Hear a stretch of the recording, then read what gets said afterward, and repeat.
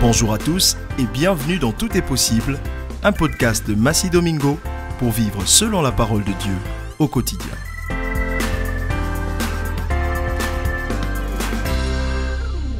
Bonjour et salut à tous mes fidèles auditeurs. Merci d'être présents à votre rendez-vous avec moi, mais pas vraiment avec moi, avec le Seigneur. Parce que c'est lui le maître de l'univers. Et nous sommes des ouvriers, et il est même dit, nous sommes des ouvriers inutiles. Mais quel bonheur de travailler pour le Seigneur. Quel bonheur d'être sa bouche, ses mains, ses pieds, pour aller faire ce qui glorifie son nom.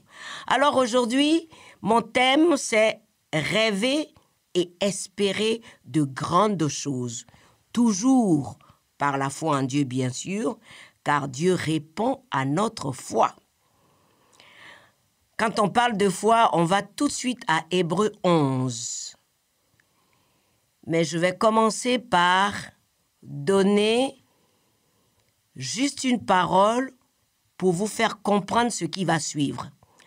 Dans le livre de Proverbes 10, 28, il est dit « L'attente des justes n'est que joie ».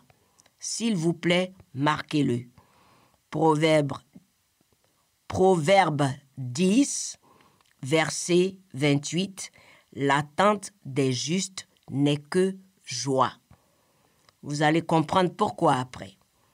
Avant qu'on aille à Hébreux 11 qui parle de la foi, laissez-moi vous raconter ce fait réel. Oh, je sais que vous aimez entendre les faits réels parce que cela vous montre de façon palpable comment ce Dieu-là est bon, fidèle à sa parole. Alors, ce fait réel, c'est l'histoire d'un jeune homme, un jeune orphelin de père et de mère qui avait été confié à une tante, à une sœur d'un des parents, qui, elle, vraiment ne voulait pas s'occuper de lui, a fini par le chasser de la maison. Et le pauvre délaissé déambulait dans les rues d'un ghetto très loin dans un pays d'Afrique. Il cherchait sa nourriture un peu partout dans les poubelles, il quémandait. Et puis un jour, un missionnaire qui avait remarqué ce jeune homme déambuler dans les rues s'est approché de lui a posé des questions et a fini par le prendre dans le centre que gérait la mission pour les enfants de la rue. Donc, arrivé au centre, il était bien installé. On a vu son niveau d'études et on l'a tout de suite mis à l'école. Et tellement heureux, ce pauvre petit qui avait tellement souffert dehors, il travaillait d'arrache-pied. Il travaillait très bien. Il étudiait et il était correct et il était reconnaissant. On a vu tout de suite que ce visage attristé était rayonnant de joie. Et en même temps, il a entendu parler de Jésus dans ce centre et il l'a accepté parce qu'au départ, il en voulait à Dieu qui, selon lui, avait pris ses parents. Il en voulait à Dieu pour une tante si méchante qu'il avait jetée dehors. Il en voulait à Dieu parce qu'il ne savait pas comment se nourrir, était obligé de fouiller dans les poubelles, par-ci, par-là, pour pouvoir manger. Et voilà que on lui parle de ce Dieu-là qui est bon.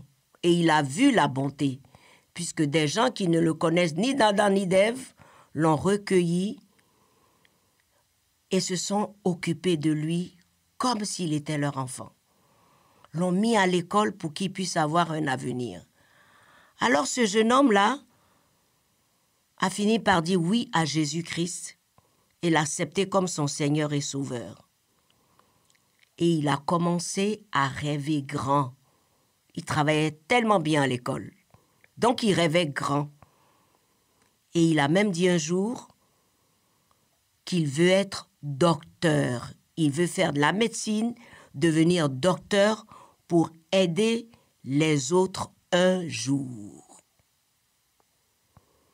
Et voilà, il commençait à rêver grand. Imaginez un peu, orphelin, déambulant dans les rues, sans domicile fixe, mangeant dans les poubelles, recueilli par un missionnaire, retourné à l'école, il a commencé à rêver grand. Et comme il travaillait bien, il savait que cela était possible, grâce à Dieu. Mais il n'avait pas idée comment le Seigneur allait le faire. Et un jour, un couple venu des États-Unis a visité ce centre parce qu'ils investissaient justement dans cette mission-là. Et on leur a parlé du jeune homme.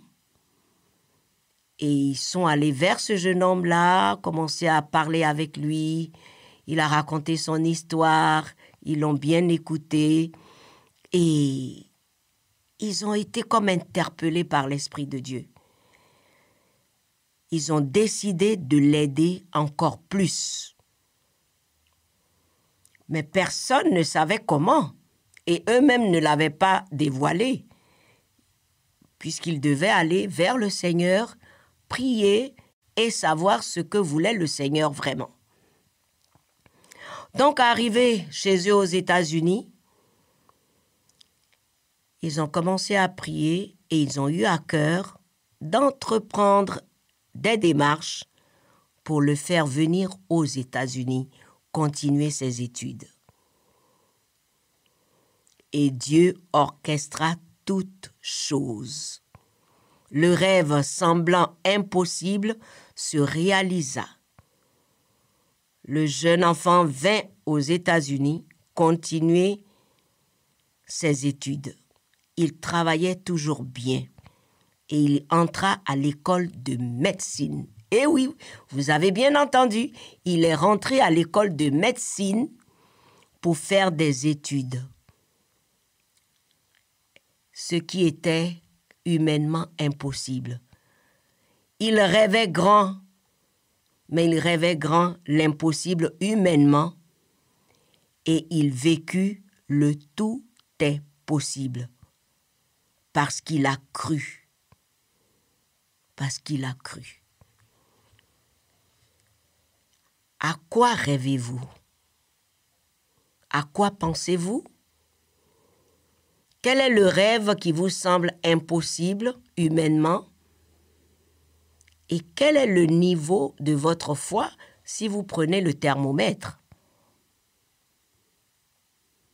Commencez à méditer ces paroles-là.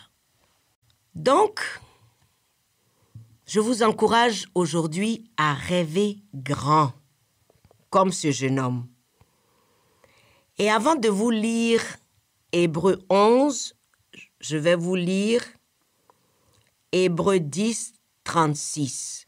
Parce que souvenez-vous, ce jeune homme a commencé à rêver grand et il n'a pas été arrêté par la distance, par son pays, par ce qu'il voyait avec ses yeux. Il avait cette foi ferme que le Dieu qui l'a sorti de la rue pouvait faire encore plus. Donc, retenez bien ce verset de Hébreux 10, 36. Car vous avez besoin de persévérance, afin qu'après avoir accompli la volonté de Dieu, vous obteniez ce qui vous est promis. On va décrypter un peu. N'oubliez pas qu'il avait accepté Jésus-Christ comme Seigneur et Sauveur. À partir de ce moment-là, la Bible nous dit que nous sommes bénis de toutes les bénédictions dans les lieux célestes en Christ Jésus. Ça, c'est une ferme assurance. C'est une promesse qu'il faut prendre au sérieux. En tout cas, toutes les promesses de Dieu dans la Bible sont à nous. Nous pouvons les prendre comme les laisser, mais je vous conseille de vous approprier ces promesses-là, parce que c'est pour nous. Et quand nous avons ça, n'oubliez pas de persévérer en croyant que ce que Dieu a promis, il est capable de le faire. Quand vous donnez votre vie à Jésus, il devient votre bon berger. Bon berger. Ce verset nous dit, ou ce psaume nous dit, « L'Éternel est mon berger, je ne manquerai de rien. » Et vers la fin, le bonheur et la grâce m'accompagneront tous les jours de ma vie. Mais c'est une promesse, c'est une réalité. Il faut le croire, il faut le penser chaque jour, il faut le dire, il faut opposer tout blocage et tout retard avec la parole de Dieu. Parce que maintenant, quand je reviens à Hébreux 11, au verset 1 dit, « Or, la foi est une ferme assurance des choses qu'on espère, une démonstration de celles qu'on ne voit pas. » Voilà le secret. Notre petit rêvait grand. Il a dit que lui, il doit être docteur. Dans un environnement où on ne pouvait même pas penser à ça. Il rêvait grand. Et Dieu a honoré sa foi. Parce qu'il est resté ferme sur sa déclaration. Il est resté ferme en espérant et en démontrant par le travail, bien sûr, ce qu'il ne voyait pas encore. Parce que pour être médecin, il faut travailler. Attention, je n'ai pas dit de vous lever le matin et dire « je serai médecin » et puis vous ne faites rien. Non, Dieu est juste. Il fallait qu'il soit studieux, diligent et discipliné. Et il faisait cela. Et un jour, la réponse est venue de quelque part qu'il ne pouvait pas imaginer, mais il savait que Dieu était capable de faire l'impossible pour lui, parce qu'il a déjà vu ce que Dieu avait fait. Donc, il a persévéré. Il a persévéré dans le travail, mais il a persévéré aussi dans la volonté de Dieu. Et il a obtenu ce qui lui était promis. Mes amis, si vous prenez Dieu réel, à tout moment, Dieu va se révéler à vous. Quand dans le calme et le silence, vous méditez sa parole, vous pensez à lui, vous vous souvenez de ce qu'il a déjà fait, vous êtes rempli de cette confiance que Dieu ne ment jamais. Il ne trompe jamais. Il l'a dit, je ne suis pas un homme pour mentir, ni le fils d'un homme pour me repentir. Il ne se trompe jamais et rien ne le surprend. C'est nous qui sommes surpris. Mais si nous avons cette foi ferme en lui, nous allons trouver normal ce que les autres trouvent anormal. Nous allons vivre ces miracles-là tous les jours. Tous les jours, Dieu fait le miracle dans nos vies. L'air que nous respirons, les choses qui lévitent autour de nous. Dieu est réel. Souvenez-vous de Proverbe 10. Le juste a de l'assurance et il est rempli de joie. J'ai paraphrasé. Et souvenez-vous de Hébreux 10, 36, qui dit « Car vous avez besoin de persévérance, afin qu'après avoir accompli la volonté de Dieu, vous obteniez ce qui vous est promis. » Qu'est-ce que Dieu vous a promis? Que vous avez ressenti dans votre être intérieur. Restez là-dessus. Vous verrez cela s'accomplir si vous ne vous découragez point. Si vous ne vous relâchez point, vous verrez cela s'accomplir parce que son nom est fidèle. Voilà, si vous avez été touché aujourd'hui encore, Dieu merci, et c'est ma prière pour vous. Restez ferme, restez joyeux évitez toutes sortes de tristesse, cela ne vient pas de Dieu. Restez fort en Christ et votre cœur rempli de joie va chanter des louanges. Que Dieu vous bénisse et je vous retrouve la semaine prochaine. À très bientôt. Chers amis, ne manquez pas le prochain podcast « Tout est possible » par Massi Domingo. Et surtout, vous avez accès chaque semaine au contenu de l'émission Le Club 700.